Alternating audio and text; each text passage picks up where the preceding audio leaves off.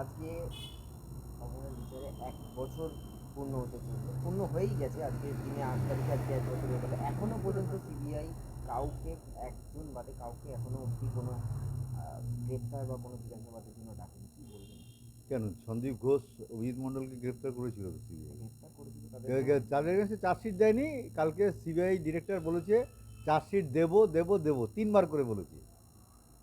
এমন আর একটা খুব ইন্টারেস্টিং কথা বলেছে সিবিআই ডিরেক্টর, আমরা যখন একের পর এক কোশ্চেন করে যাচ্ছি, ওদের কোশ্চেন থেকেই আমরা কোশ্চেন করছি। ওরা যে রিপোর্ট 93টা রিপোর্ট তৈরি করেছে, সেখান থেকে আমরা ওদের কোশ্চেন করছি। বিরক্ত হয়ে গিয়ে বলে আমরা মামলা ছেড়ে দেবো। কোনো কোশ্চেনের উত্তর ওদের কাছে নেই, আমরা মামলা ছেড়ে দেবো। আমি আমাকে বলে কি লাভ, কোর্টে গিয়ে বলুন।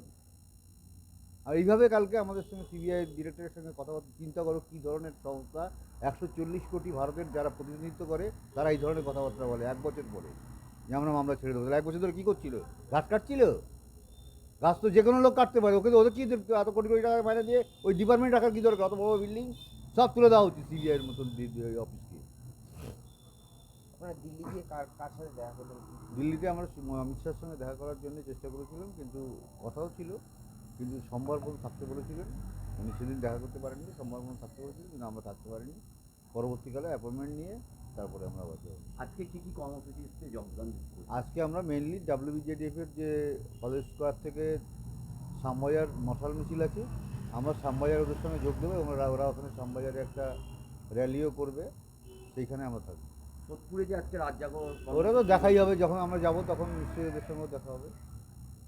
সিবিএস যে এই যে বিষয়টা, কোথাও কি মনে হচ্ছে যে কোনো সেটিংসের বিষয় রয়েছে? সেটিংস নয়, সেটিংসের থেকে বড় কথা হচ্ছে আর্থিক লেনদেনের ব্যাপার আছে এখানে।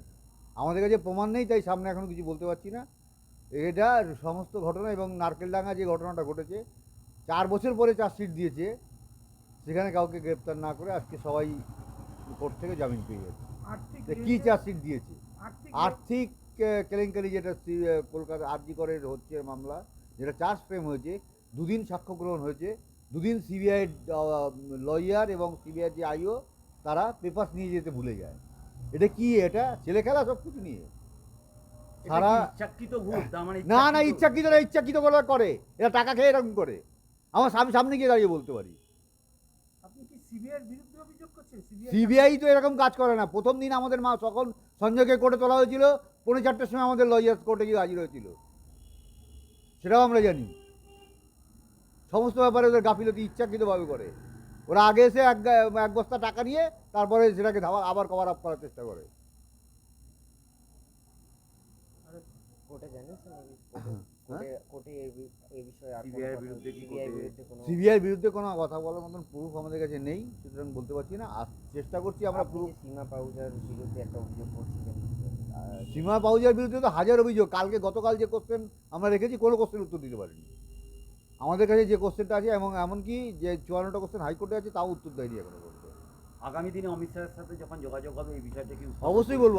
আমি তো বলবো সিবিআই ডিপার্টমেন্ট তুলে দাও, পরিষ্কার কথা এইভাবে বলবো। কালকে কি কর্মসূচি আছে? আগামীকাল নবান্ন অভিযান আছে। সর্বদল, সবাই, সাধারণ মানুষ সবাইকে আমরা এই অভিযানে ডেকেছি। আশা করছি সবাই যোগদান করবে, এবং যাদের হৃদয় আছে এবং মানে মানুষত্ব আছে, যারা, তারা আগামীকাল এই অভিযানে যোগদান করবে। এবং মমতা ব্যানার্জির যে সরকার, যে প্রশাসন, যারা প্রশাসনকে নিজের দলের যন্ত্র হিসাবে ব্যবহার করে, সেই সরকারকে আমরা 14তলা থেকে নামানোর জন্যই মেইনলি এই অভিযান। অপরদিকে কালীঘাটেও তো কালীঘাটে ঘেরাও কর্মসূচি, কালীঘাটেও সবই একই উদ্দেশ্যে, যে উনি অন্যায় কাজ করছেন, সেটা ন্যায় ওনাকে করতেই হবে।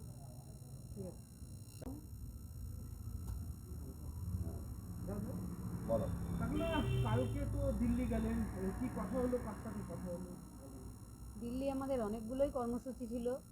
একটা চ্যানেল আমাদের নিয়ে গেছিলো, সেখানে সারাদিন প্রোগ্রাম হয়েছিল। ওখানে দিল্লির মুখ্যমন্ত্রী রেখা গুপ্তা আমাকে একটা অ্যাওয়ার্ড দিয়েছিলেন, নারী শক্তি অ্যাওয়ার্ড।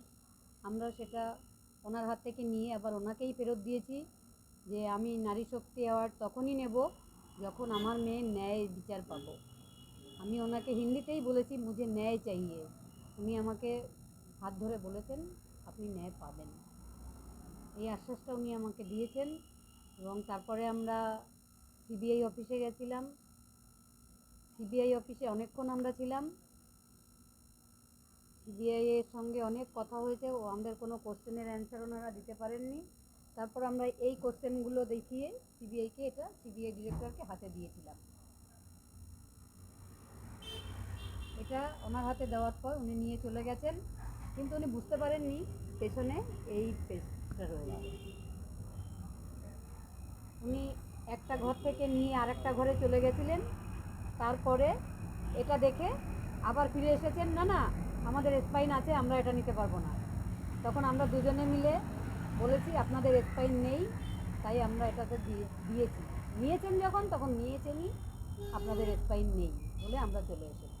অমিত স্যারের সাথে দেখা করার কথা ছিল, কিন্তু দেখা সোমবার অবধি ওয়েট করতে বলেছিলেন, আমরা অনেক কর্মসূচি রয়েছে বলে আমাদের দেখা হয়নি।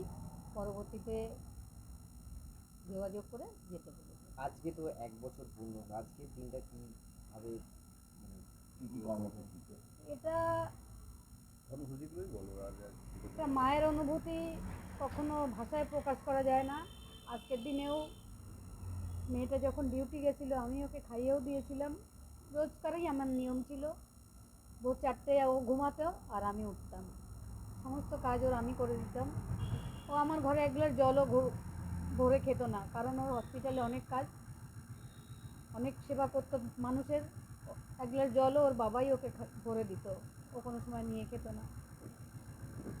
সেখান থেকে মুখ্যমন্ত্রী ওনার সঙ্গে যে কথা বললেন, সেখানে উনি কি আশ্বস্ত দিয়েছেন আপনাদের সঙ্গে, কিছু বলেছেন কি এরকম? দিল্লির মুখ্যমন্ত্রী আপনারা ন্যায় পাবেন এটা বলেছেন।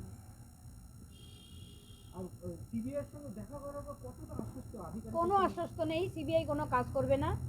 আমাদের রাস্তার আন্দোলন আরও জোরদার করতে হবে এবং কোর্টে লড়াই চলবে। এখানে কি রাজনৈতিক কোনো প্রেশার আছে বলে মনে হচ্ছে? অবশ্যই আছে, এটা তো একটা রাজনৈতিক খুন বলতে পারেন। আমার মেয়ে একটা রাজনৈতিক রাজ্য সরকারের কর্মী ছিল এবং একটা বড় medical college and hospital RG Kar, ওটা আমার গর্ব ছিল। একসময় যখন ওই হসপিটালটা যখন প্রতিষ্ঠিত হয়েছিল, রাধা গোবিন্দ কর তার জীবনী আমি পড়ে আমি মেয়েটাকে গর্ব করেই বলতাম, তুই যদি আরজিকর হসপিটালে চান্স পাস তাহলে খুব ভালো হবে। আমাদের বাড়ির সামনে দিয়ে একটা বাস যায়, তখন মেয়ের গাড়ি ছিল না। সেদিন মেয়েটা খুব খুশি হয়েছিল, সেই সিকিউরিটি জোনে তার সঙ্গে যে এই ঘটনাটা ঘটবে এটা যেমন সেও ভাবতে পারেনি, আমরাও ভাবতে পারিনি। তবে দুর্নীতির সমস্তটাই আমার মেয়ে জানতো, আমরাও জানতাম। ওর কাছে টাকা পয়সাও চাওয়া হয়েছিল এবং ও সেটা বলেছে, কেন আমি আমার মেধার ভিত্তিতে পাস করব, গোল্ড মেডেল পাবো, আমি কোনো টাকা পয়সা কেন দেবো, এটা একটা চ্যালেঞ্জ হিসাবে নিয়েছিল। সেটা বড় ভুল হয়েছিল।